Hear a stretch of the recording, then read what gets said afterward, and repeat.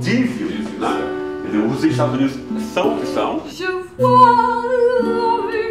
O Estado dele tem um papel desse favor. Bastava um peão, né? Era um. Vamos lá, então. Ah, e essa turma? Tinha que ter 2 ou 3 Eugênios, entendeu? O livro lá, como é que está? Qual? O Atualice? Bom, Gessé de Souza é professor titular de Ciência Política da Universidade Federal Fluminense, dirigiu IPEA até recentemente. Ele foi personagem de uma das entrevistas de maior repercussão do programa Brasilianas na TV Brasil, com o livro Atualice da Inteligência Brasileira, questionando as interpretações dos principais brasilianistas. E agora lança um livro de batalha mesmo, aí, analisando, o título é Radiografia do Golpe, lançado pela editora Leia.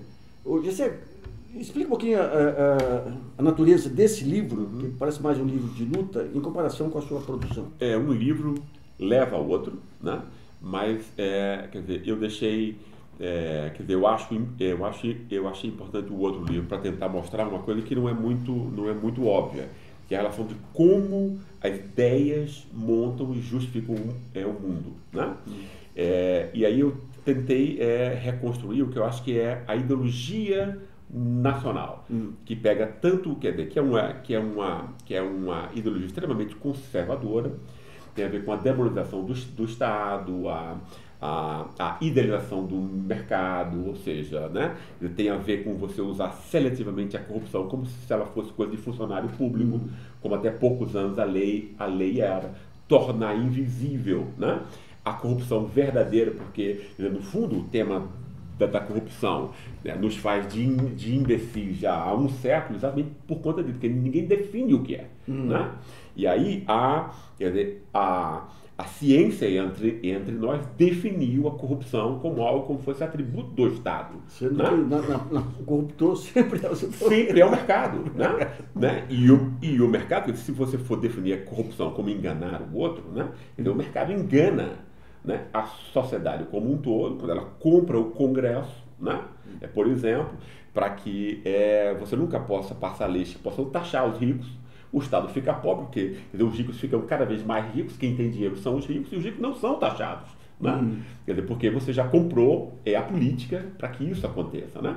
E aí, se você não pode taxar os ricos, então você tem que pedir emprestado esse dinheiro dos ricos, que é quem tem dinheiro. Essa é a crise fiscal, essa é a raiz da crise fiscal, que é entendido de um modo completamente distinto, como se fosse você cortar educação e saúde dos pobres e da população. Né? Ou seja, isso é corrupção. Né?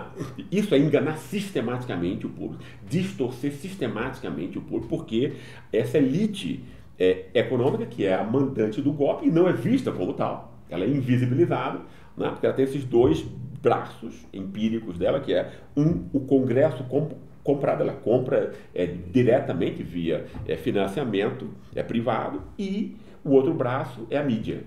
A mídia quer dizer, você sabe disso muito melhor do que eu, ela é ao mesmo tempo comprada por negócios, propaganda, etc., mas ela faz parte dessa elite. Né? Esse é o ponto, porque, por exemplo, o que nós temos como início desse golpe foi a quebra do antigo compromisso que foi feito, um compromisso que vem desde 88, que foi atualizado pelos governos do PT, né? Que, quer dizer, que foi montado. A gente não vai tocar no rentismo, mas a gente vai usar algum dinheiro para redistribuição. Né? Essa pequena coisa é intolerável numa sociedade escravocrata como a nossa. Né? Quer dizer, quando a bonança das commodities estava encerrando, a presidenta Dilma imaginou certamente de que você iria ter uma nova matriz econômica. Essa matriz econômica tinha que ter um processo de industrialização interno, um fortalecimento do mercado interno, né? E tinha que ter o combate ao juro, que é um juro extorsivo, absurdo, né? Que é mera extração da riqueza de todos para o bolso de meia dúzia. É isso que você tem os juros maiores do planeta inteiro aqui, né? Isso fez com que toda a elite econômica se juntasse contra a presidente. Por quê? Porque o agronegócio, o comércio, a indústria confia os seus ganhos a esse mercado financeiro, né, que drena. Em vez da atividade principal ser a que gera o lucro, é a tesouraria dessas empresas que garante o lucro. Exatamente isso. Esse é o ponto. Daí né? vira o país do rentismo. Exatamente isso.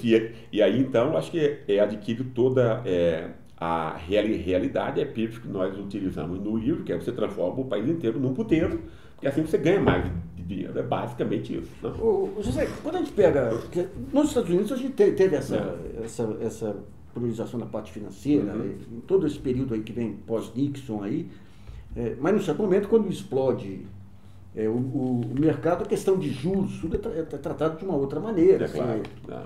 O próprio governo Obama, eles lança programas energéticos e tudo visando recuperar a atividade produtiva.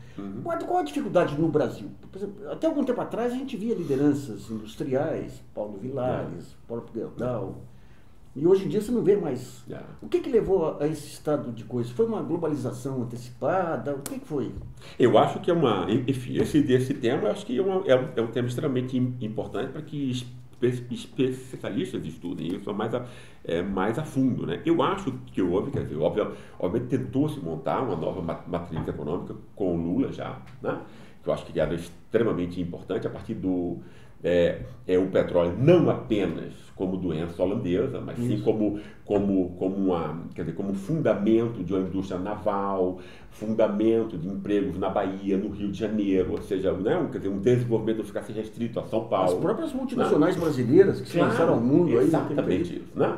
Ou seja, quer dizer, eu só consigo pensar nisso em termos de uma elite que nunca se acostumou a pensar num projeto nacional que envolvesse outras frações da própria elite, né? E no acordo amplo de classe. Se você imaginar, não só a Alemanha, França, Estados Unidos, Inglaterra, onde houve elites que montaram um planejamento de longo prazo e montam até hoje, mas pense no Japão, na China, etc. Né? Quer dizer, são formas de desenvolvimento, onde há exploração, mas é algo racional, ou seja, pensado no tempo para que dure, né?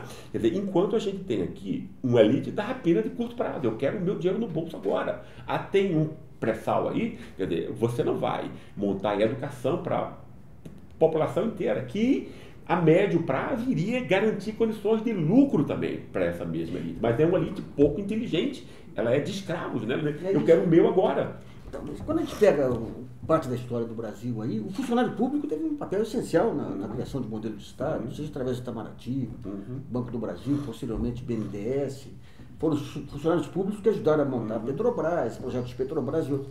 Como que explica hoje uma burocracia pública que está, de um lado, o Ministério Público endossando esse jogo claramente aí, e outras burocracias públicas, Tribunal de Contas e outras, entrando nesse jogo de curto prazo?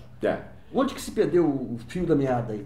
Eu acho que houve, eu acho que o ponto tem a ver com essa união de todas as elites, né? Quer dizer, por conta dessa, e aí a desconfiança que já existia transformou-se num ódio explícito, né? E transformou-se numa campanha, né? Ou seja, em junho de 2013 a gente tem, quer dizer, e eu tento pôr no livro chamado Ovo da Serpente, a gente tem uma distorção sistemática da realidade, de tal modo que manifestações locais e municipais foram montadas para serem federalizadas e atingirem a presidência. E efetivamente atingiram. Né? E daí a mídia teve esse papel. Aí a partir daí, ou seja, ela construiu, né? Quer dizer, o Jornal Nacional, quando você monta, ela construiu todo o enredo do golpe. Né? Quer dizer, ela construiu o quê? Ela construiu a narrativa do golpe, ou seja, então, o tema aqui, quer dizer, a corrupção ainda era abstrata, né, em 2013, quer dizer, vai ser a Lava Jato que vai torná-la concreta, né, de uma forma seletiva, ou seja, como se fosse só o PT, a narrativa, como você muito bem já pôs, de organização criminosa, sem abranger os outros partidos, sem abranger os outros níveis da administração, ou seja, extremamente seletivo, montado para produzir certo efeito. Né? E para quê? Para montar uma base social do golpe. Porque se você pensar, esse golpe foi tentado antes com o mensalão. Sobre a mesma forma. Né? Ou seja, corrupção seletiva do nosso inimigo de classe. Não é? Quer dizer, porque aí o que a elite econômica pensa é, eu não quero educação, eu não quero nada para esse povo, eu quero o orçamento do Estado no meu bolso, e eu quero as empresas privadas no meu bolso, e eu quero poder, né, drenar a riqueza de todo para o meu bolso o mais rápido possível. Esse é o projeto dessa elite, basicamente. Né? Mas ele teve que entrar num compromisso forçado para manter a coisa do acordo político. Né? Em junho de 2013, constrói-se a base social do golpe. Né? E é muito interessante a gente ver isso, senão a gente não compreende o golpe. O golpe não é só de figuras, é uma luta de classes ali. Né? Tem uma fração conservadora da classe média que estava o quê? Ela estava vendo que a ascensão dos mais pobres estava implicando o quê? Uma divisão de espaço que antes era exclusiva. E essa classe média é uma classe média escravocrata também. Não é só como a elite, né? Então, elite. vamos pegar um ponto aí, em junho. Você tinha... Esse movimento ele foi deflagrado por uma rapaziada com visão de esquerda, movimento Passe Livre. Verdade. A própria esquerda, na época, quando surgiu até outros movimentos aí, a esquerda tradicional achava que essa molecada vinha, ou era massa de manobra da direita, ou vinha ocupar o seu espaço aí. Esse pessoal acabou expulso desse espaço também pela falta de visão da esquerda. Claro. Quer dizer, aí você toca num ponto muito importante aí, porque aí você poderia ter, no fundo ali você tinha vários estudantes da periferia que estavam tendo agora a chance de entrarem na universidade, que era inclusive a face mais virtuosa da ascensão que tinha acontecido, porque não era só acesso ao consumo, não é só ter mais dinheiro no bolso, aí é incorporação de capital cultural, que é o que importa verdadeiramente. Né? Então você estava habilitando todas classes e frações de classes importantes, né? Quer dizer, para o que importa, que é a redistribuição da riqueza e do poder. Isso é efetivamente importante. Né? Mas é claro que o tipo de matriz econômica dos governos anteriores estava montado em quê? Estava montado numa passagem dos excluídos para uma classe trabalhadora precária, ou seja, um emprego de pouco valor, no fundo, né? Quer dizer, que exigia inclusive pouco conhecimento incorporado e tal. E essa turma era uma primeira turma que já estava com esse tema da inflação do diploma. E que tipo de emprego eu vou ter? Eu queria, se fosse bem percebido, garantir um aprofundamento do processo, uma nova narrativa para o processo, que não houve. Né? Houve uma narrativa marqueteira, a nova classe média, chegamos no apocalipse. Não se faz isso. Né? Quer dizer, a mentira tem perna curta, dava para ser posto, olha, agora, nesses 5 anos a gente vai tentar isso, no próximo a gente vai aprofundar isso e tal, né? Dava para ter montado, inclusive, uma narrativa ali que se perdeu, né? Porque o pentecostalismo foi quem assumiu essa narrativa, né? Então, mas se você pegar as ferramentas, as políticas, o Pronatec, ProUni, tudo, você tinha as ferramentas. Tinha. Mas não foi usado. Não foi usado, Não foi usado. Quer dizer, a esquerda tem muita culpa nisso. Quer dizer, no livro, quer dizer, eu faço a crítica dessa esquerda que, no fundo, é economicista. Não é economicismo aí. Se você muda o projeto econômico para de uma forma que seja mais redistributiva, a sociedade, essa é a ideia, vai se modificar automaticamente. Isso é infantil, né? Isso é o marxismo, né? Isso é a vulgata marxismo. Mas foi exatamente isso que estava na mesa. Né? Por quê? Porque não tinha uma reflexão sobre o Estado. Isso. Não tinha uma reflexão sobre as lutas corporativas do Estado. Então foi-se ingênuo, de um republicanismo ingênuo o tempo inteiro, né? O que a gente estava conversando antes, nomeações do partido corporativo, etc., que a gente pode entrar e aprofundar a seguir, etc. Não tinha uma leitura sobre a sociedade, ou seja, sobre as lutas de classe que estavam acontecendo. Né? Então houve uma leitura da esquerda também, que até hoje, assim, isso significa o fato da esquerda ser colonizada pelo discurso da direita. A noção do Estado que a esquerda tem, ela é montada por Sérgio Buarque e Raimundo Fauro. Ou seja, que são os pensadores mais conservadores, quer dizer, montaram a demonização do Estado. Né?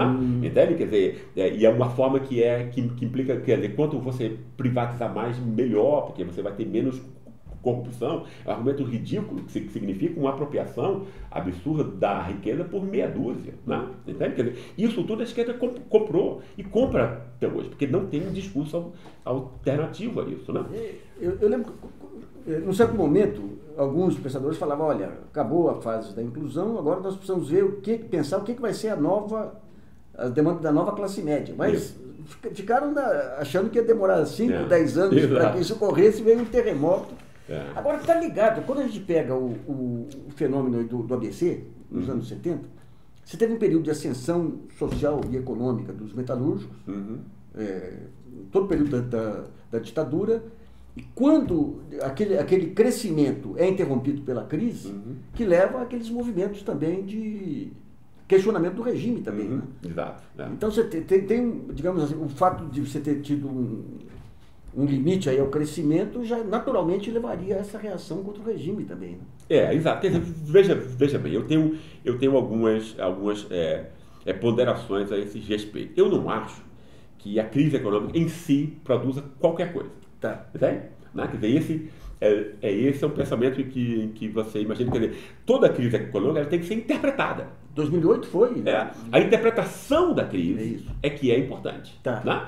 Porque ela pode ser interpretada de diversas maneiras. Né? Então, a construção disso. E aí não houve isso, quer dizer, não houve uma hegemonia de uma narrativa que pudesse contrapor a isso. A mídia percebeu isso, né? E satanicamente, refinadamente, né? Construiu uma narrativa, deu essa narrativa, né?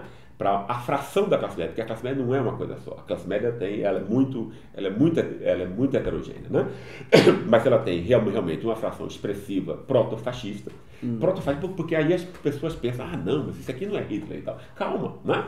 Hitler e Mussolini foram realizações radicais do fascismo, né? Mas o fascismo é algo que existe na vida política, ele pode ser aprofundado, né? Quer dizer, qual é o esquema do fascismo? É você utilizar emoções, né? Ódios que não são refletidos, né?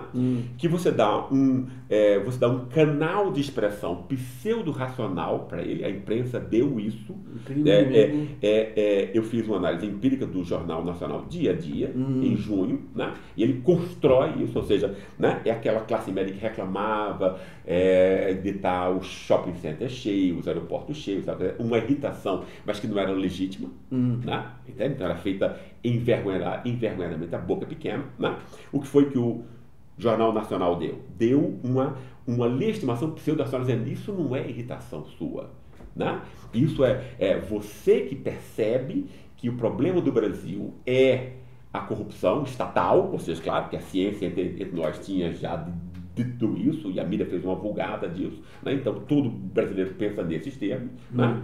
E aí você não é o canalha que não quer que os pobres subam na vida. O contrário, você é um herói da nacionalidade, você pode vestir a camisa amarela, sair com a bandeira, cantar o hino a plenos pulmões. A narrativa foi dela, né? Então essa fração expressiva da classe média, que havia perdido 4 eleições, né? Agora ela se engaja com a intensidade que não existia antes, né? Ela sai à rua e é vendida como o povo nas ruas, né? E não havia uma contranarrativa. Agora a única contranarrativa possível aí seria da própria presidente da República que não exerce isso. Não, mas ela não podia exercer, por quê? Porque não foi feito nenhuma, quer dizer, a mídia entre nós é uma mídia que não, quer dizer, não há, é uma mídia de país ditatorial, né? Não há opinião alternativa, isso não é mídia. Não. Ou seja, não é nenhuma caricatura de mídia, né? Quer dizer, ou seja, então o brasileiro médio de repente não tem um padrão de comparação, né? Quer dizer, em países que têm mídia pública, etc, né? É um absurdo você ter programas como a gente tem, né? Entende? Quer dizer, William Vac e tal, convida 3 pessoas, pensam a mesma coisa, tomando um uísque e tal, para você aplicar. Quer dizer, isso é manipulação pura, né? Entende? Quer dizer, você não informa o seu telespectador, né? Você só pode informar o seu telespectador se você ter 2 opiniões contrárias, para que ele possa montar a dele, né? Então dever-se-ia, né? Quando quando tivesse sido possível, montar uma mídia que fosse democrática, que tivesse outras. E é isso assim, você já perdeu a luta da mídia, né? Quando você não montou condições para uma mídia democrática entre nós, não é isso? E aí você, o que foi que aconteceu em junho também, né? Em junho você montou uma narrativa, você montou uma base social que não existia no mensalão. Dois fatores que foram satanicamente, conscientemente, refletidamente montados e construídos. Eu tento montar isso no livro. Você tem o que também? Faltava o que? O líder. Não é isso? Porque uma narrativa é uma ideia intelectual ainda, né? Você tem um líder. Para quê? Você se identificar emocionalmente com ele. O líder é extremamente importante. Alguém que se pudesse contrapor a Lula, né? E aí foi o que Moro foi, né? Como Joaquim Barbosa, tentou com Joaquim Barbosa. Exatamente, tentou-se, mas não se conseguiu. Né? E em junho houve já o quê? Essa primeira, quer dizer, Moro já foi em 2014 e tal, né? Mas em junho já houve o quê? A cooptação do partido corporativo do Poder Judiciário, né? Partido que tem salários nababescos, privilégios, como você bem sabe, etc, né? E ou seja, que está montado na reprodução, portanto, desses. É uma casta jurídica, né? São pessoas de vários órgãos, né? Tem uma origem social comum, se sente acima da sociedade, né? É o receptáculo ideal para o guardião da moralidade, não é isso? No fundo você está defendendo privilégios mesquinhos e corporativos, né? E que aí tem o quê?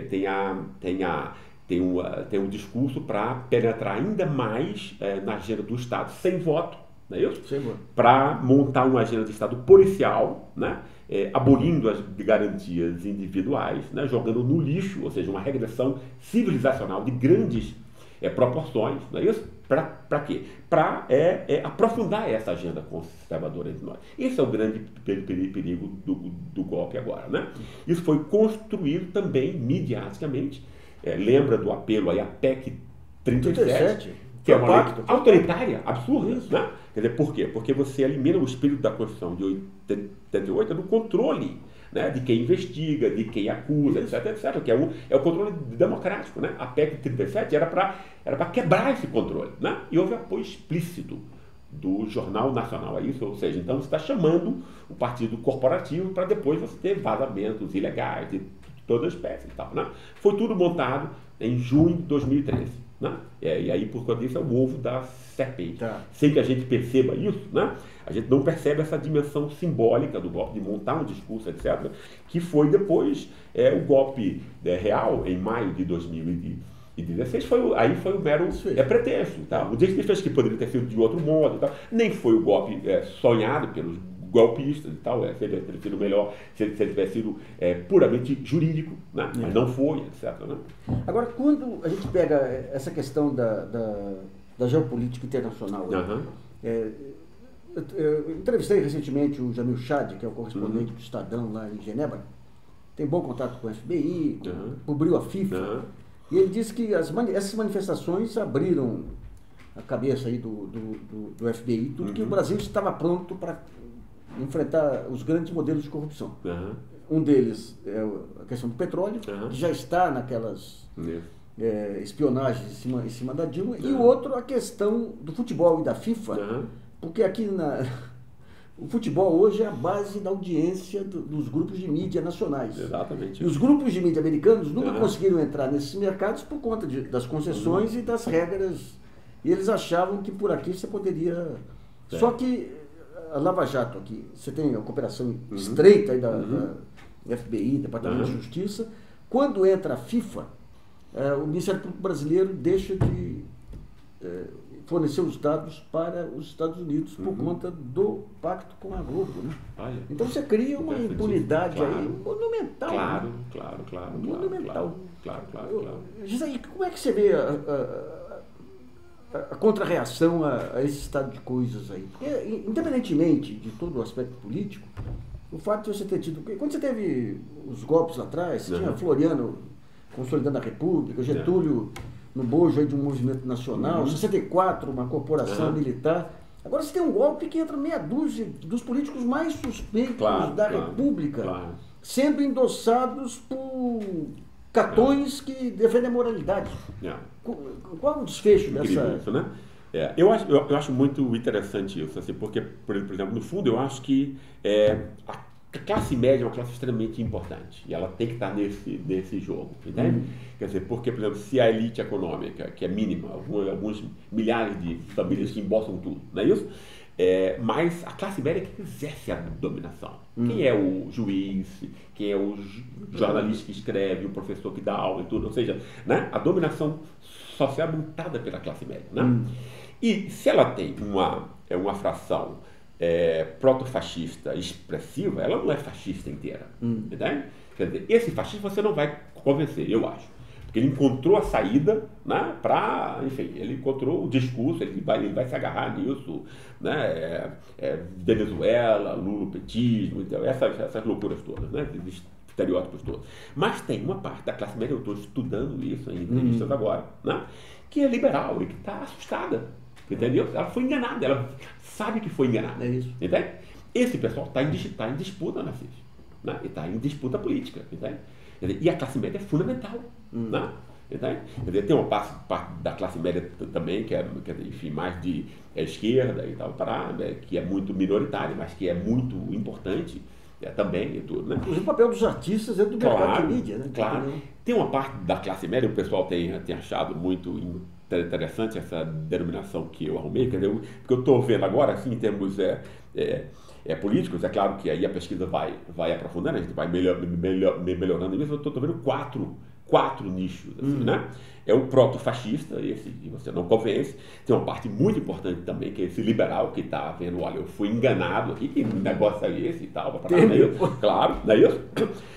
E tem uma parte que é a parte que tem realmente capital cultural, não é isso? Porque a classe média muito pensa que tem grande capital cultural, e no fundo, como eu estou vendo nas entrevistas, ela ouve a CBN, quando está indo para o trabalho de manhã, e ouve Globo News, quando volta em casa, entende? Quer dizer, meu Deus, com um bombardeio desse, você não tem mais nenhuma capacidade de reflexão sobre qualquer coisa alguma, você tem repetição do mesmo, né?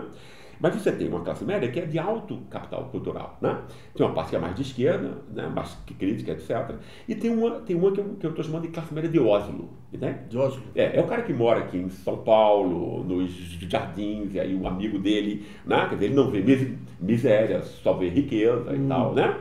A pobreza é um negócio muito longe, naturalizado, e o cara acha que mora em Oslo, né? E o amigo dele mora em Estocolmo e tal. E o cara tem uma agenda escandinava, né? E aí meio ambiente, coisas importantes, né? Coisas importantes, não estou dizendo que não seja importante, mas aí a questão é de hierarquias, né? Quer dizer, na Suécia, na Dinamarca, não existe miserável. Os caras resolveram esse negócio. Então tem outras agendas que agora tem quer dizer, mas daqui nós temos uma classe média como se fosse num país como a Suécia, né? Como se não houvesse a miséria, como fosse um dos países mais injustos e miseráveis, né? 70% entre nós não tem privilégio algum, né?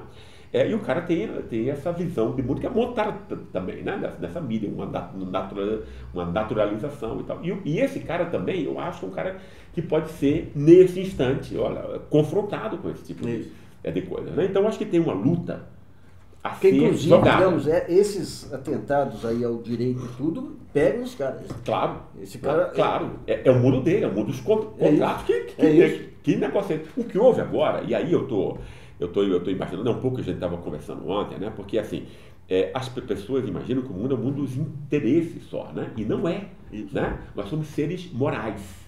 A gente saibamos disso ou não, a gente tem que justificar as nossas ações, né? Isso é extremamente importante, né? E quando você diz, e quando você engana o povo e tal, você vai ser cobrado por isso depois, né? O que houve foi um negócio assim, né? Eu uso essa metáfora logo no livro. É fácil, todo espectador de filme de gangster sabe, né? É fácil você juntar aventureiro para assaltar um banco, né? E aí o lance depois você vai dividir o botim. Aí tem traição, morte e tal, parada. Aí o sangue vem aí, né? Quando você vai assaltar a soberania popular, é a mesma coisa. É fácil você juntar aventureiros nisso. Mas como é que você vai dividir o botim depois, entendeu? Nós já estamos vendo. A imprensa jogou todo o seu capital de confiança nisso. Foi um negócio absurdo, quer dizer, eu não faria isso se eu fosse, né? Quer dizer, não é inteligente isso, porque isso vai ser cobrado depois, você vai perder o seu mais precioso capital. Ministério né? Procuradoria-Geral da República. Claro, o Poder Judiciário entrou nessa e está jogando o seu capital. Isso é capital de vida e morte. Né? O sistema político também. Como é que vai rolar esse jogo aí? Entende? Quer dizer, tem capítulos muito interessantes a serem jogados, apesar de muito trágicos, obviamente. Né? Agora, você, fundamentalmente, em função, digamos, dessas decisões morais, você acredita, você é otimista em relação ao futuro, mas qual o futuro? O imediato, o médio prazo? Pois é, veja bem, eu não sou otimista. Obviamente o que está acontecendo aí, eu acho que a riqueza vai ser pulverizada, né? Eu acho que vai ter uma festa grande, um negócio, né? Você vai pegar um pré-sal, você vai dividir as nossas riquezas, né? O povo vai ficar muito mais pobre, não é isso? Quer dizer, a gente não tem futuro, etc. Não é isso? Agora, pela primeira vez, eu acho, o jogo da elite entre nós ficou claro. Ficou óbvio. Esse é um outro componente, né? Entende? Esse componente é interessante, né? Porque a médio prazo já, eu acho, né? Essa coisa vai ficar, ou seja, esse assalto, né? Vai ficar óbvio que foi um assalto, né? E que foi um assalto pelos piores motivos, né? Não teve nada a ver com o combate à corrupção, isso fica óbvio para qualquer pessoa que tenha dois neurônios, né? Que foi uma coisa para assaltar pelos motivos mais torpes e mais mesquinhos, né? Uma criminalização da esquerda, né?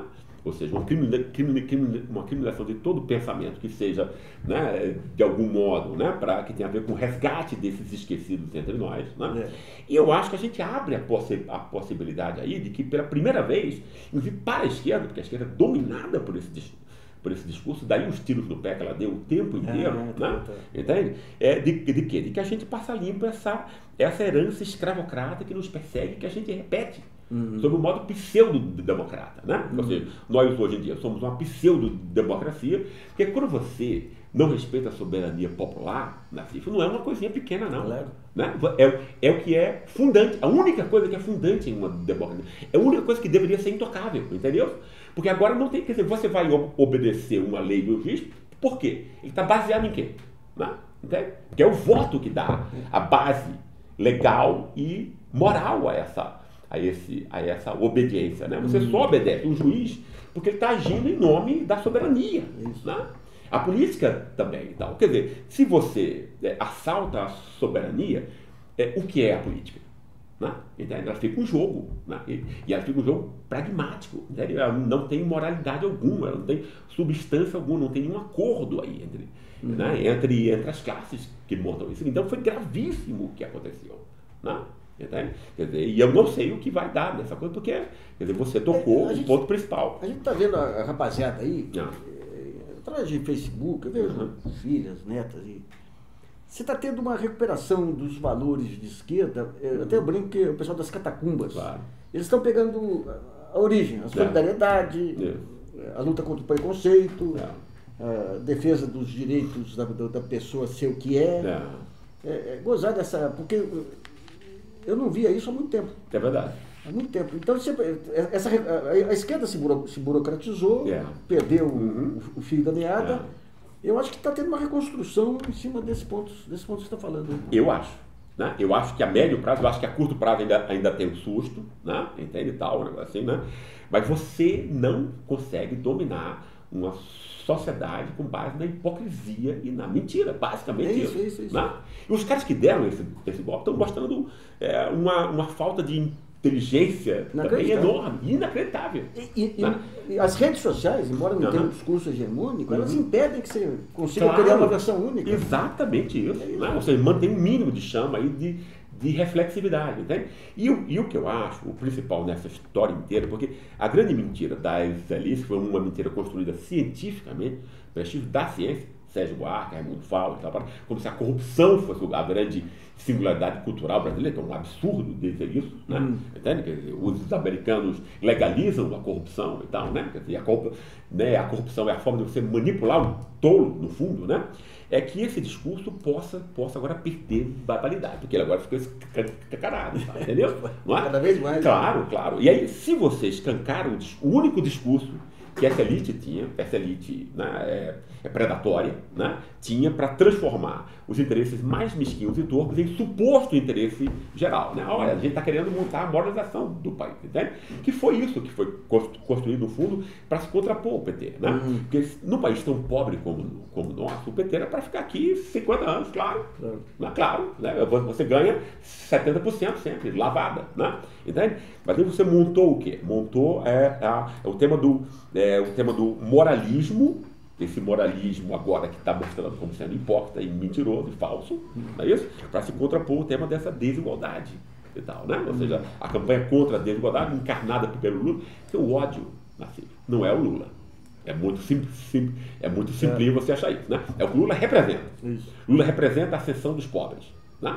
Entende? Você tem uma classe média, né, que tem medo disso. Né? Porque acha que vai ser confrontada depois no seu prestígio, no seu emprego. No fundo é isso. Isso. Né?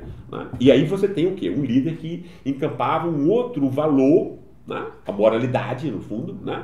Que poderia ter o mesmo peso do que o combate à desigualdade. Porque nós somos sociedades cristãs. Né? Você não pode legitimamente dizer que é contra a igualdade. Não, você diz isso a boca pequena. Né? Depois você tomar alguns. Pecador. Né? Exatamente. Né? Mas essa contraposição está mostrando hoje que ela foi hipócrita, mentirosa, etc.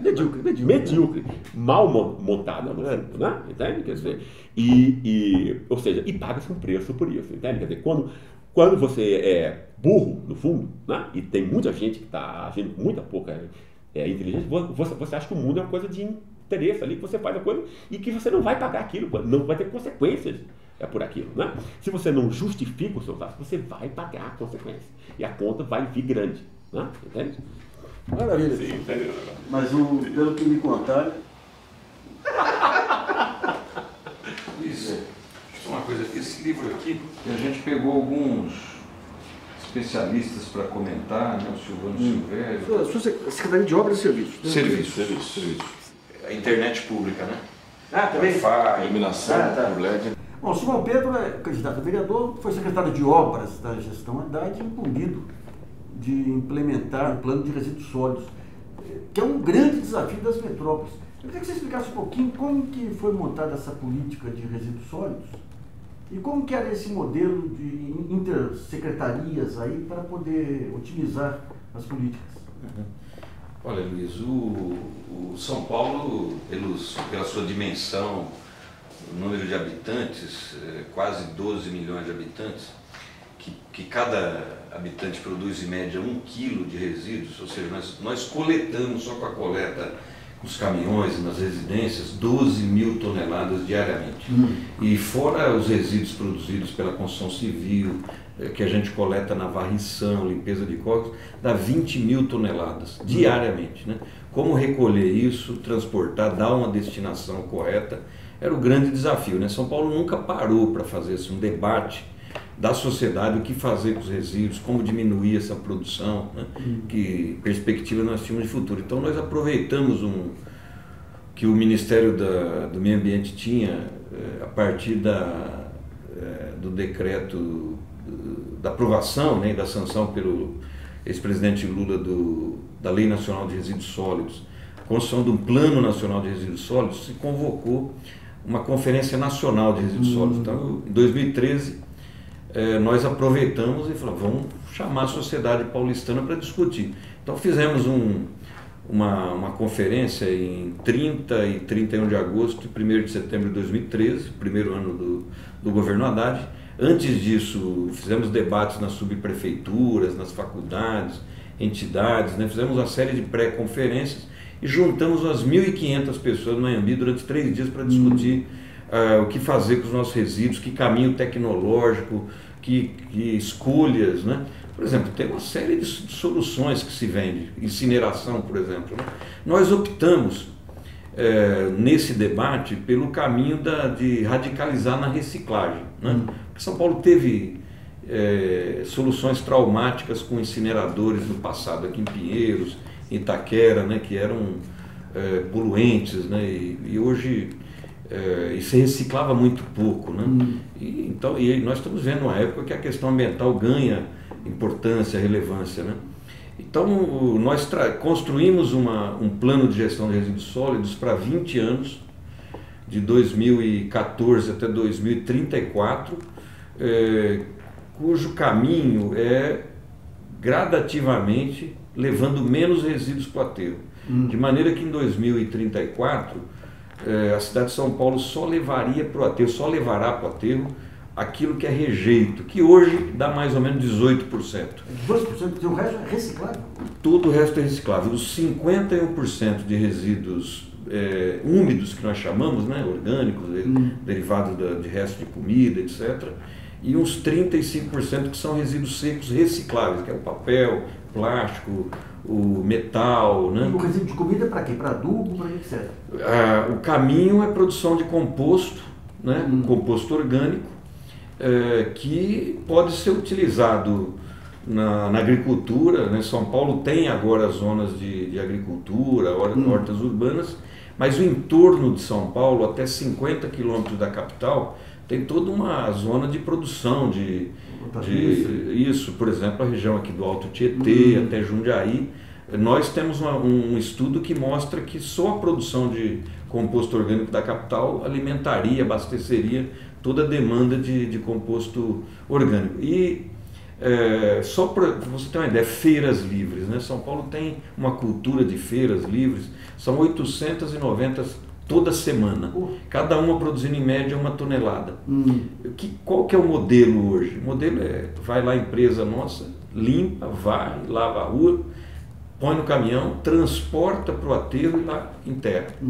Né? E são 4.000 toneladas por mês. Tá. Então, nós falamos assim, precisamos reciclar isso daí, né? Incentivar a compostagem doméstica. O cidadão também pode fazer compostagem em casa com metodologia muito simples. Para conseguir expandir essas ideias aí, quem foram dos parceiros? Por exemplo, o pessoal aí de administração de imóveis, de condomínios aí. A gente vê muitos condomínios aí, o próprio administrador orientando sobre como é que foi a expansão da ideia. O primeiro foi assim, vamos trabalhar com os catadores, né? No nível de reciclar os secos.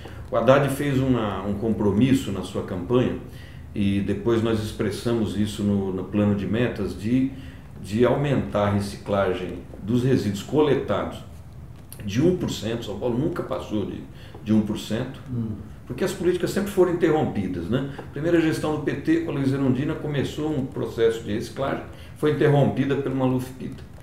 Marta, a segunda experiência nossa no governo, deu uma outra alavancada com convênios com as 20 cooperativas, não avançou, se colocou na lei da concessão da coleta, de se fazer compostagem e tal, veio o Serra, fez um corte e jogou para o final da concessão, mas se largou, né? Interrompeu-se. E agora na nossa gestão, nós assumimos um compromisso de alavancar esse claro. Então, quando nós entramos no governo, o Haddad falou assim, como é que a gente faz, né?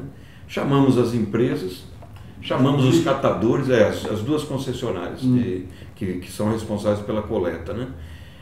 Chamamos os catadores, entidades ambientalistas, universidades, neste episódio que foi a conferência. Né? E, bom, aprovamos a construção de centrais mecanizadas de triagem, implantamos 2, a nossa meta é implantar 4, porque a gente fazia o seguinte, o cálculo, dava 250 toneladas por dia de reciclagem. Nós precisamos subir isso para 1.250. Então, compramos 2 centrais mecanizadas com capacidade cada um para 250. Eles fazem o quê? Separa vidro de papel? Separa tudo. Ela faz umas 17 operações, né?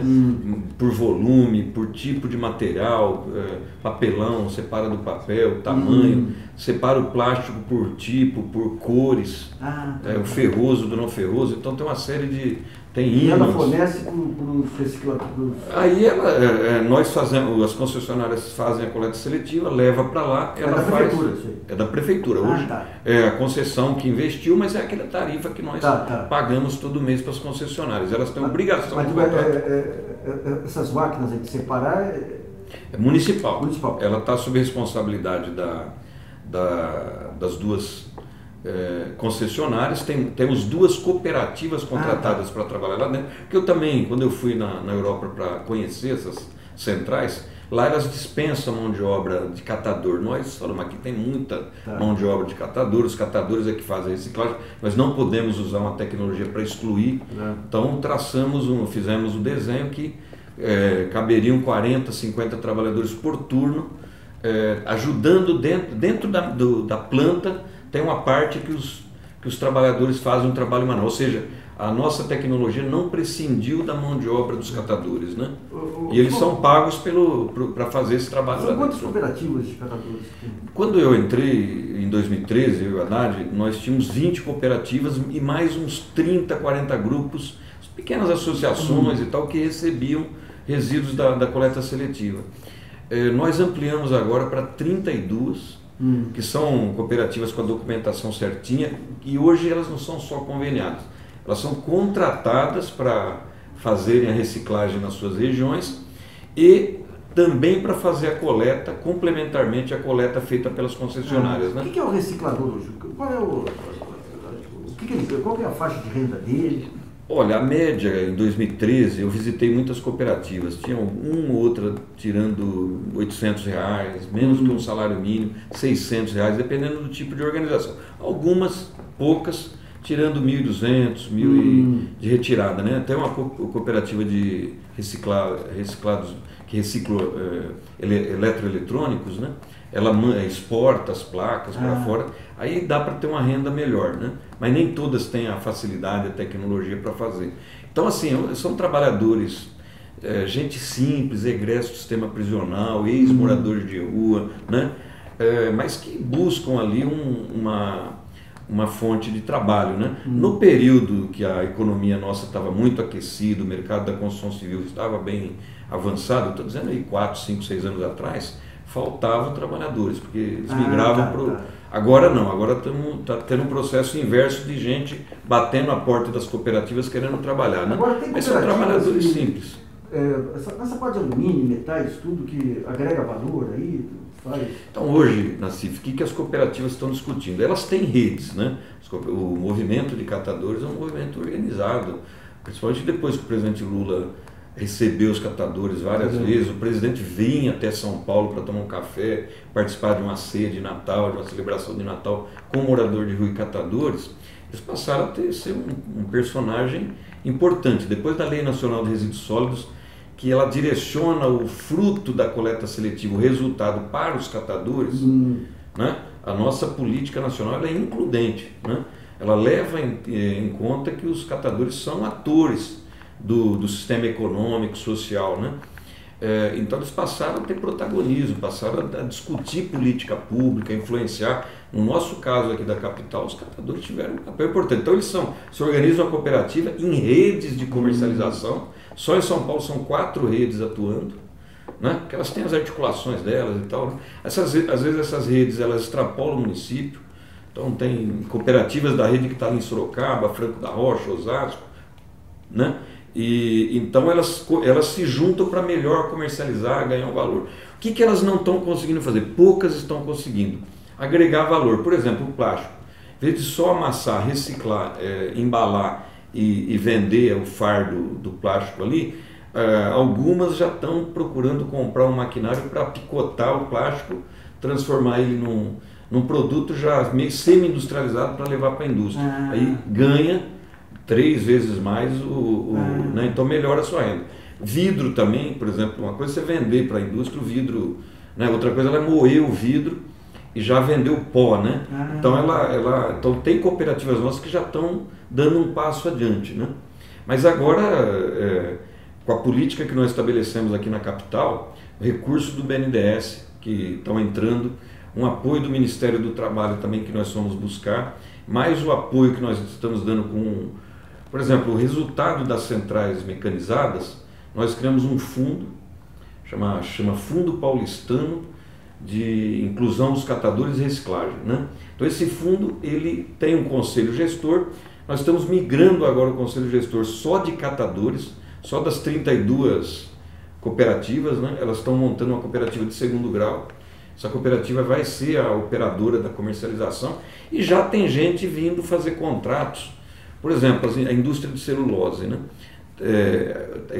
O papel hoje virou um produto importante, né? A Europa tem interesse em comprar, mercados da China querendo vir comprar. Pneu, que durante muito tempo dava uma briga danada, pelo fato de ser considerado poluente. Pneu tem... Foi o único acordo, único não, na verdade o Plano Nacional de Resíduos Sólidos, ele determinou um instrumento chamado logística reversa, que é o seguinte: o produtor ele tem a responsabilidade de buscar o produto que ele colocou, né, em circulação, né, o resíduo. O problema é que o Plano Nacional determinou que cada setor econômico tinha que elaborar um plano específico, né? Então o de pneus foi um dos primeiros, e como ele está funcionando, plano de logística reversa do setor de pneus, né? Então tem locais que a indústria vem retirar, reprocessa isso, né? O de óleos lubrificantes, embalagem, eles conseguiram fazer um plano setorial, chama acordo setorial, né? Agora, o mais esperado era o acordo de embalagens, porque 70% dos resíduos secos são embalagens, né? Todo tipo? Todo tipo. Então, você vai, por exemplo, no supermercado, você compra um shampoo, tem uma embalagem. Às vezes você compra a pasta de dente, vem a caixinha, vem a embalagem. Então, esse é o maior. No fim do ano passado, fechou o acordo setorial. Só que isso frustrou os municípios, porque foi um lobby muito grande da indústria. A indústria se organizou numa coalizão chamada SEMPRE, Coalizão de Empresas pela Reciclagem, e o acordo não levou em conta o esforço que os municípios já vêm fazendo, os investimentos que os municípios já vêm fazendo, né? Então eu mesmo fui um crítico desse acordo, porque, por exemplo, eu estou fazendo com a ampliação da coleta seletiva, com investimentos na reciclagem, em tese eu estou fazendo aquilo que é obrigação do setor privado fazer. Como não tinha um acordo setorial, a gente está fazendo, porque é uma demanda da sociedade, demanda da questão ambiental, você reciclar, né? Tem os catadores que demandam apoio da prefeitura, então nós estamos fazendo. Mas a gente esperava uma espécie de socorro do setor privado para bancar esses custos que nós temos sozinhos, né? Muitos municípios vêm fazendo isso. Ocorre que o plano setorial não levou em conta isso e deixou para o setor privado fazer do jeito que ele achava melhor. Não dá apoio para uma cooperativa aqui, colocar uns postos de recolha que o cidadão tem que voluntariamente ir lá levar. Então isso não resolve, né? O custo maior é você ir buscar, é você trazer, você processar, né? Então isso tem limitado a nossa política, né? Da rede de Wi-Fi, se bem que ficou sob sua responsabilidade aí, né? Isso foi outra demanda que o Haddad assumiu também, que a gente percebeu já em anos passados, né? Mas que na campanha veio forte, né? Muitos jovens procuravam o prefeito e falaram: prefeito, quando é que vai ter Wi-Fi na praça, como tem na Europa, como tem em Buenos Aires, como tem em Nova York, ou como tem em uma outra cidade aqui da Grande São Paulo, Diadema, Osasco, abriu uma praça lá, né?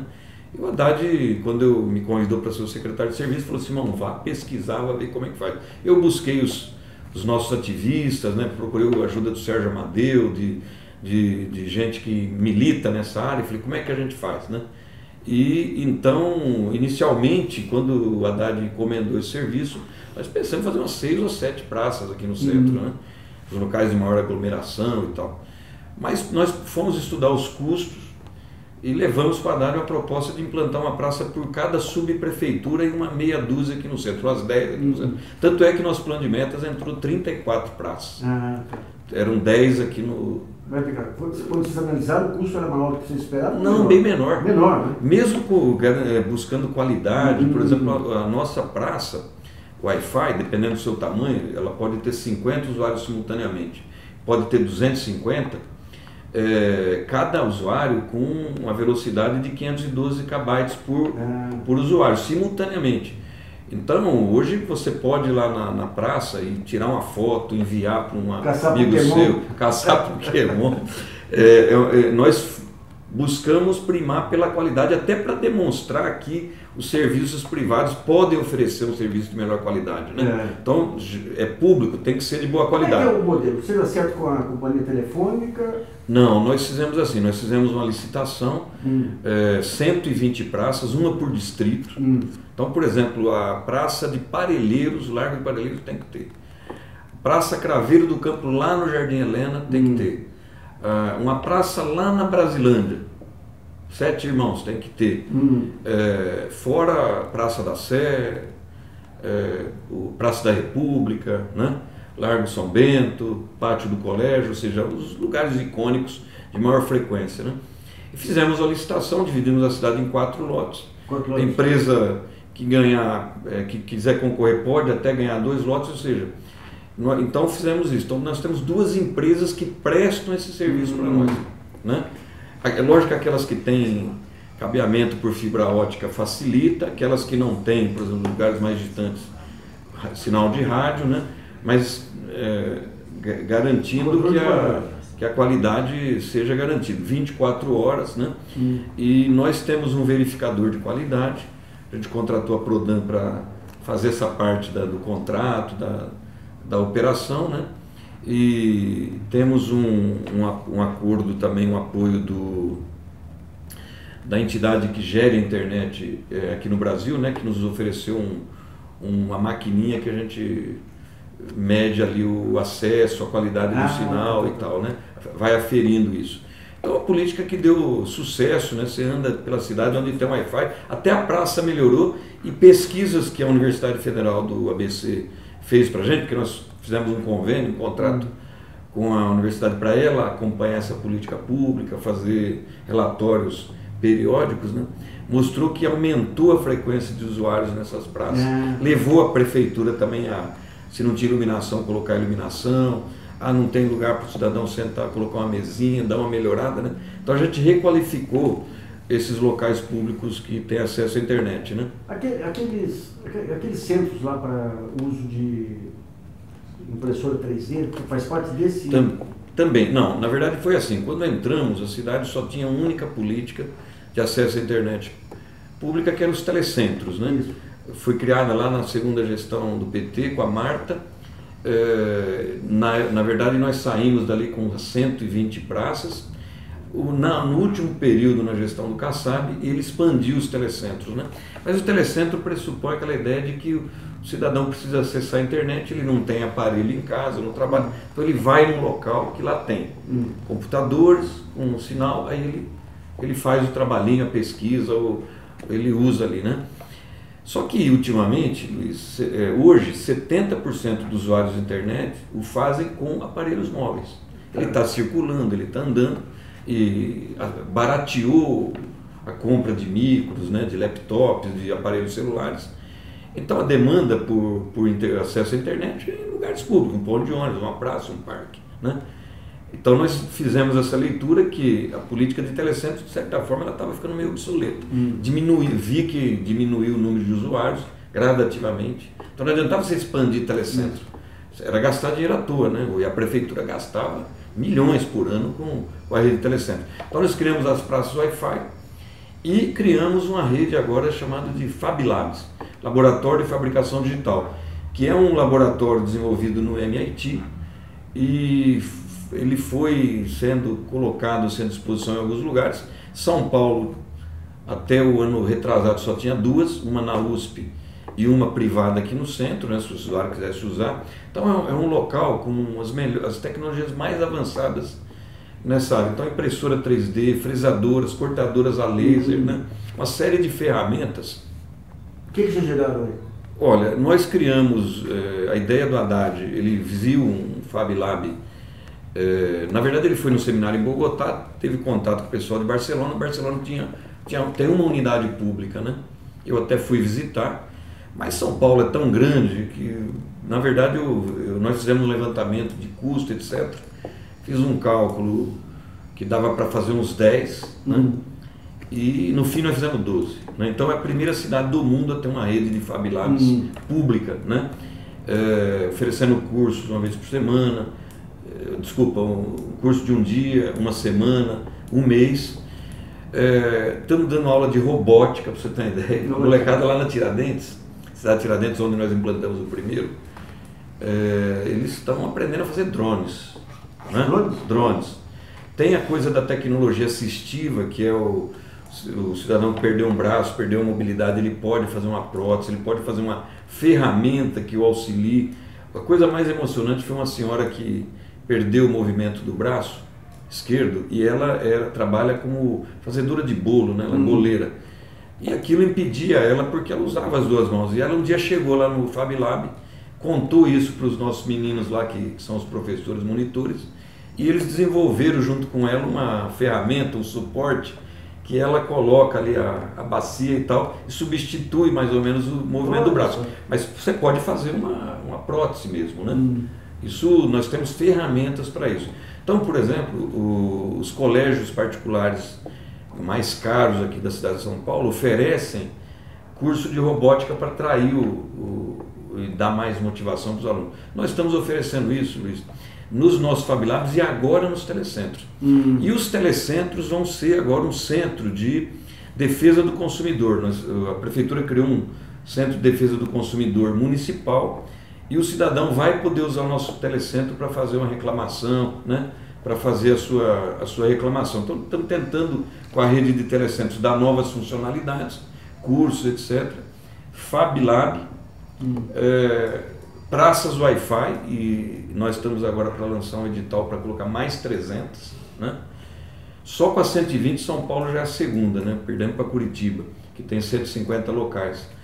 E temos ainda um programa chamado Redes e Ruas, que é para dar conteúdos, contratamos coletivos para criar atividades nas praças Wi-Fi, né? Porque não adianta você dar o sinal, estimular as pessoas a usarem, como usar, trocar ideias, né? Então uma política assim muito avançada, sofisticada e colocou São Paulo como uma das cidades mais conectadas e mais inovadoras do mundo, né? O LED ele surgiu, é uma revolução aí que está mudando toda a história da iluminação. Como é que foi a experiência de vocês aqui em São Paulo? Luiz, olha, o Ilume era a área mais reclamada da prefeitura em 2013, né? Em termos de manutenção, tecnologia. Essas lâmpadas de sódio e mercúrio são poluentes, ilumina pouco, elas têm pouco tempo de vida, né? 2 anos, 3 anos, 4 anos.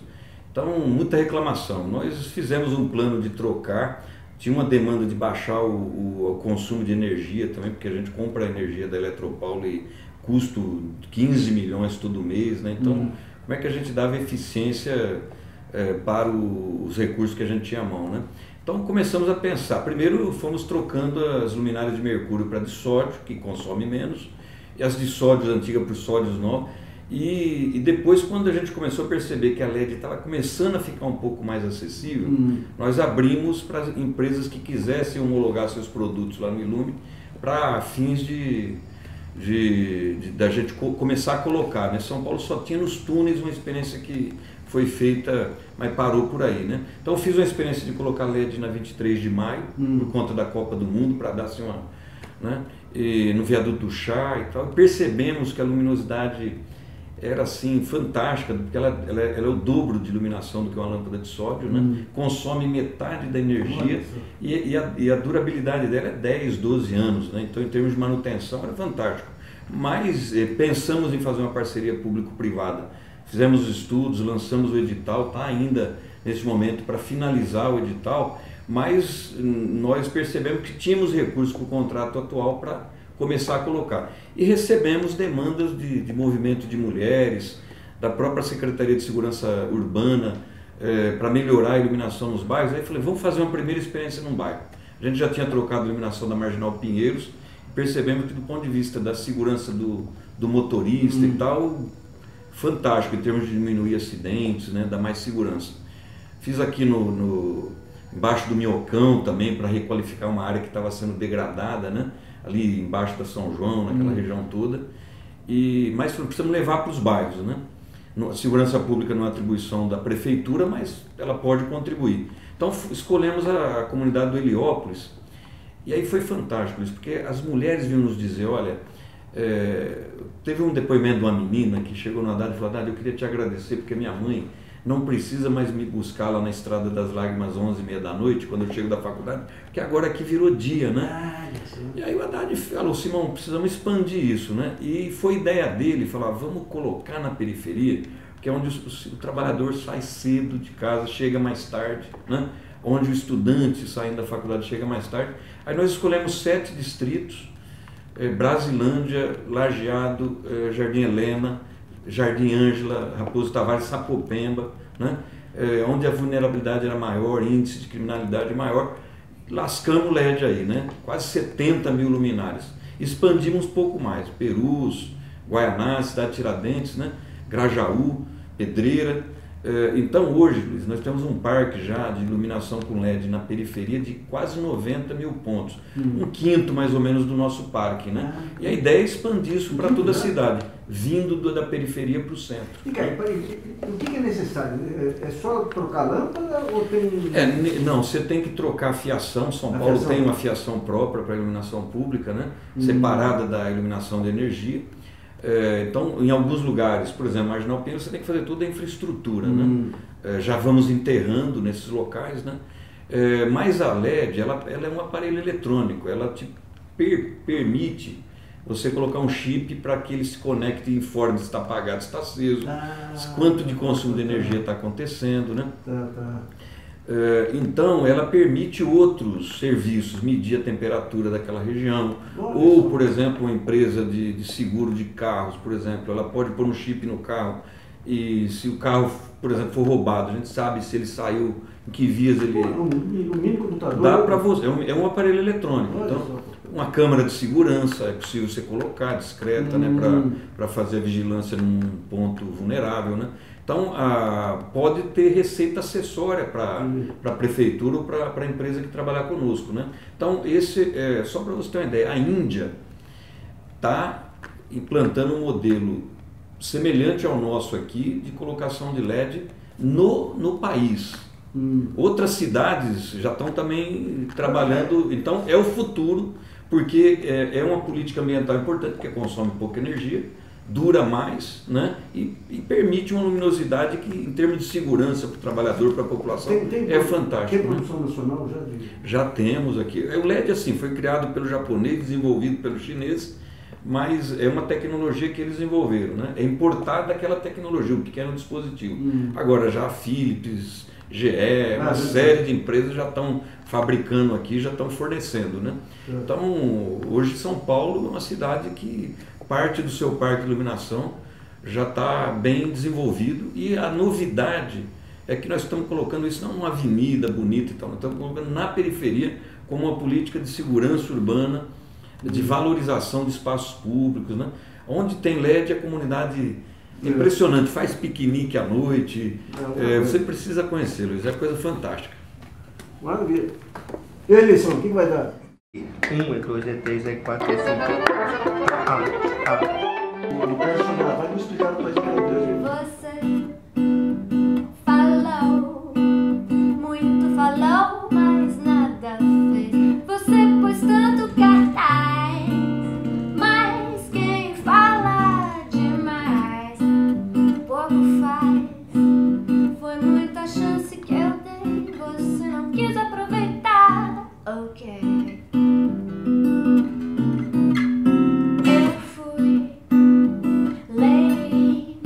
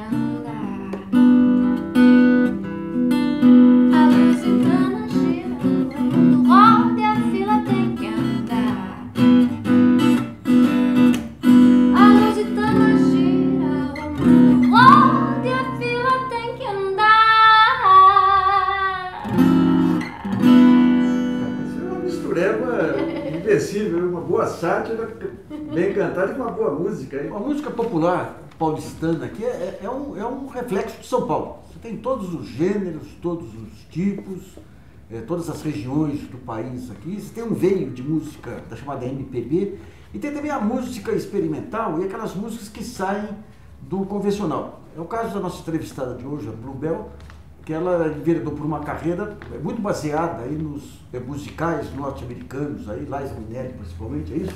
Sua grande influência? Diria que no palco, né? Na Sim. interpretação no palco. A Liza tem uma entrevista dela que ela fala que cantar é contar história. E isso, pra mim, tem muito É significado. uma boa definição mesmo. Então eu sempre gosto, assim, cada vez mais o meu show tem elementos teatrais, assim, eu sempre gosto de trazer teatro para... E os ritmos, você varia bastante? Sim. A gente gravou 2 discos entre 2011 e 2013, o Eu Sou do Tempo que a gente se telefonava e o De Ver a Mãe, bastante jazzísticos, assim, né? De um jeito bem artesanal, fazendo os arranjos, eu junto com a banda. Quando você fala jazzístico de que escola, mais ou menos? De que escola do jazz? Que cantor? Das canções. Das canções, as canções. Pra mim, assim, Cole Porter, George Gershwin, Tá. Rodgers and Hart são os... Tem que ter canção, um né? tripé, assim. Tem que ter canção. E aí esses 2 discos, eles são mais pro jazz. Esse último disco agora, esse novo disco, Confissões de Camarim, ele tem uma diferença que eu não quis repetir a fórmula dos outros 2, né? Que era fazer essa coisa mais acústica. E aí eu chamei o Márcio Arantes para produzir e ele acabou ficando mais pop, assim. Mas a veia das canções continua... E a temática é fundamentalmente o quê? É o dia a dia? Tem muita coisa de amor, assim, coisas de dor de cotovelo. Mas esse disco, ele tá mais leve, assim, ele tem... Você é muito intenso nas composições, na forma de compor? Eu sempre componho a parte de um sentimento, assim. Então eu preciso estar sentindo alguma coisa muito forte para botar o lápis no papel e escrever. E letra e música? Sim. Você tem um conjunto de prêmios já que você ganhou. Eu ganhei, eu tenho 2 indicações no prêmio da música brasileira e a gente ganhou, o Bluebell e Black Tie ganhou o melhor disco em língua estrangeira em 2012, se não me engano. E como que é a carreira de uma cantora popular nesses tempos aí de internet, de crise das gravadoras, de jabás? Como é que você constrói a sua? Bom, fazendo, como se diz, batendo o escanteio para chutar pro gol. A gente vai fazendo quase tudo. Esse último disco, por exemplo, eu não tenho nenhum selo, o selo sou eu mesma. Então é muito trabalho, todo tipo de trabalho. Enfim, tem que cuidar das redes. Você conta dos shows? Como é que você... Não, eu tenho, então, assim, eu falo isso, mas eu tenho uma equipe maravilhosa comigo, de assessoria de imprensa, de produção, de venda de shows, mas é muita coisa diferente para fazer, para pensar. Cantar e tocar é só uma delas, assim. Qual outra que você vai mostrar? Bom, vamos nessa toada aí. Eu vou mostrar uma música do meu penúltimo disco de Ver a Mãe, chamada Blue. Eu tô vendo aqui esse Skyline e eu me lembrei dela. É uma música que eu fiz sobre São Paulo. É uma carta de amor para São Paulo. Eu fiz ela num dia de maio, assim, esses dias que o céu tá aquele azul bem profundo, bem... E às vezes assim, você olha pra cidade só tem cinza, cinza, cinza. A única coisa de natureza é o céu, né?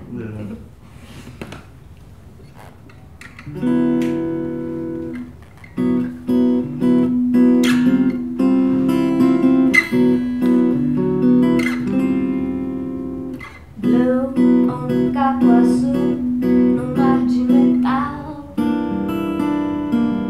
no céu da cidade, no meio da tarde. Não tem pão de açúcar, nem litoral. O mar de São Paulo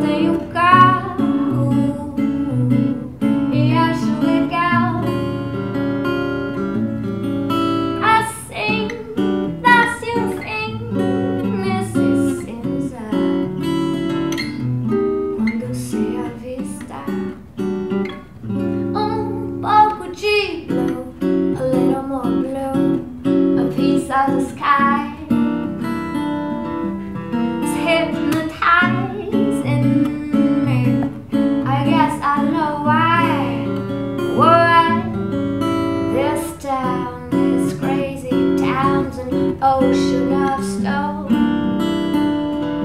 swimming in the asphalt. I'm singing alone. That's why there's a sky to embrace me. That's why I could use a little more blue. That's why I could use a little more blue. Blah blah blue, blah blah blue. Dee dee boo, wah wah woo, wah ski doo woo. Blah blah blah blue, blah blah blue, blah blah blah blue. A sua formação musical, como é que foi? A família tem músicos? Os Na pais verdade, gostavam de música? meu pai sempre gostou, colecionava discos de jazz, me levava nos sebos, Sendo o Eric? ia no Eric, ia no Eric e ia na galeria também, né, lá na 24 de maio. Como é que você faz cenicamente para casar a parte cênica com a parte musical? Você faz sátiras também? Sim, eu tenho músicas bastante irônicas. Então mostra uma pra gente. Quem são as Vamos vítimas? lá. Quem são as vítimas? Essa música se chama La Vie en Chose, que é uma homenagem tanto a Piaf quanto ao Leminski, né? O Paulo Leminski tem um poema chamado La Vie en Close, que eu falei, se ele pode dizer o La Vie en Close, eu vou fazer o La Vie en Chose. Boa. É uma música que eu fiz quando eu queria muito cantar em francês e sabia pouquíssimo francês, e aí eu fiz um embromation que eu coloquei todas as frases que eu sabia. Me deixa quieta no meu canto, que eu sei me virar. As mágoas da vida serviram pra me vacinar. Eu aprendi que não importa mal, é possível curar. Dançando tango, comendo pastel ou no banho a cantar. Je vois la vie en rose, mon amour. Je parle quelque chose, la belle chose. Prends la chambre, je m'appelle Charles Aznavour. Pas de chauffeur, pas de soutien, à vachou.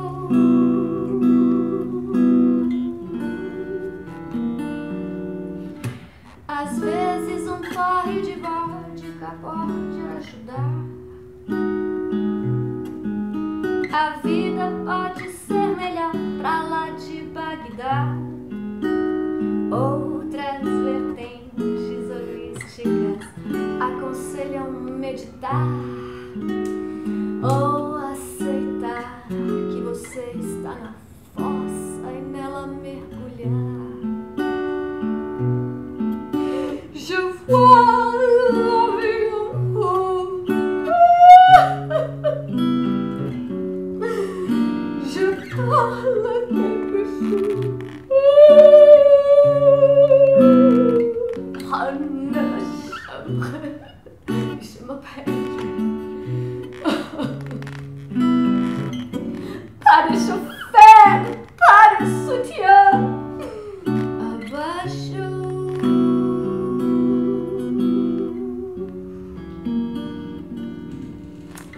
Se mesmo depois disso tudo nada adiantar, se lembre o que não tem remédio, remediado está. Erga a cabeça, mude de estação e vá se aprumar. Tome alguns goles e saia de casa disposto a flertar. Je vois la vie en rose, ouh là là mon amour. Je parle quelque chose, whoop, bidabop, bidabop.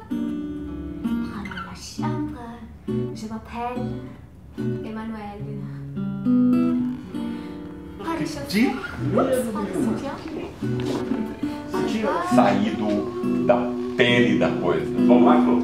Vamos, tá, você já foi. Let